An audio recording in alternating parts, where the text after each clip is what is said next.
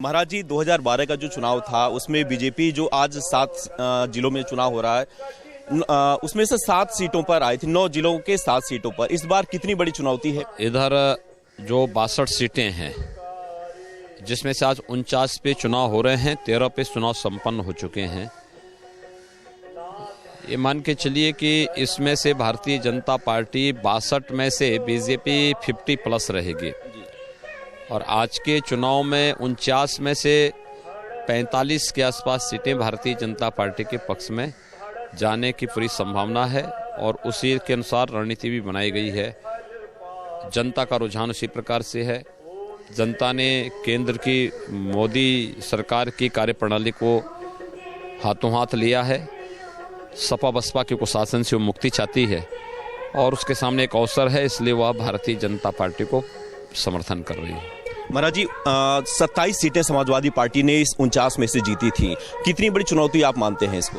देखिए, समाजवादी पार्टी का गठबंधन कहीं भी लड़ाई में नहीं है। मुझे लगता है कि जो आज 49 सीटों पे इलेक्शन होने हैं, मुश्किल से 8 से 10 सीटों पर समाजवादी पार्टी का गठबंधन ही लड़ाई में रह रहा है।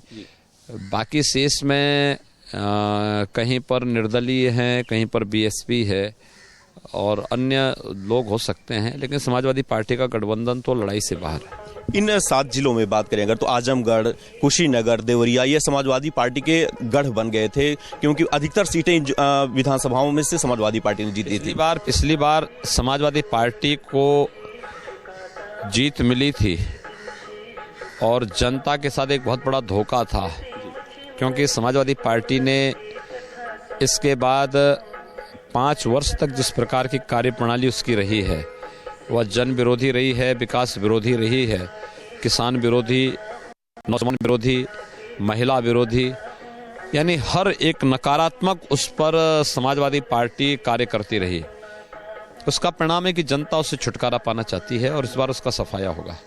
आपने लगातार प्रचार किए, दूसरे जिलों में फर्स्ट फेज से लेकर के और 6वें 7वें में भी आप प्रचार कर रहे हैं। आपके हिसाब से जनता क्या चाहती है?